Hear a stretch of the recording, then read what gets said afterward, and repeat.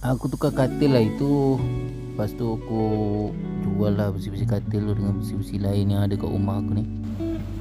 Jual besi buruk, semualah sekali. Hasil dapat RM26. Lepas tu campur dengan besi-besi buruk yang aku jual sebelum ni, yang lepas-lepas adalah dalam RM86. So aku pergi rumah jiran aku ni. Jiran aku ni ada mesin tebu. Dia memang berniaga tebu, tapi dia punya tebu sekarang ni dia kata kurang laku. Aku belilah 2 bungkus. 2 bungkus ni aku ambil, aku tapis balik. Aku nak buang hampas-hampas, betul-betul buang dia.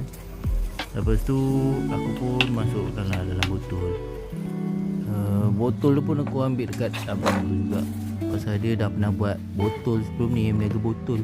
Tapi dia kata tak jalan sangat, so aku ambil lah, nanti aku bayar.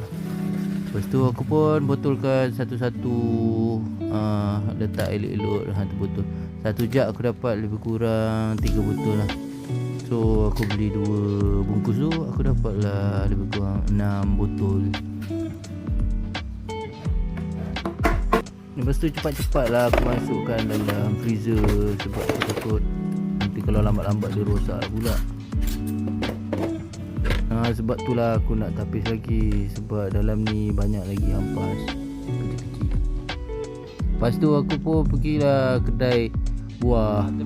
Aku beli temikai dengan mangga. Tokey ni bagus lah, dia bagi aku diskaun. Lepas tu aku pergi kedai plastik. Aku nak cari polisterin. Polisterin yang saiz tengah-tengah ni, tapi habis pula. Tapi dia ambil dekat store. So balik tu aku buat lagi air TO ais lemon. So aku pun berniaga. Comelan setup aku kan, pakai cardboard dia. Lepas tu aku buat live, tapi live aku sendu, sebab rupanya mikrofon aku tak bagus. Live tu tak dengar apa-apa pun.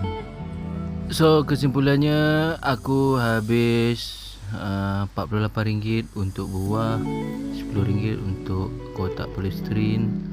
Lepas tu RM10 untuk air tebu. Barang aku ada separuh lagi kat rumah. Dapatlah aku duit RM65.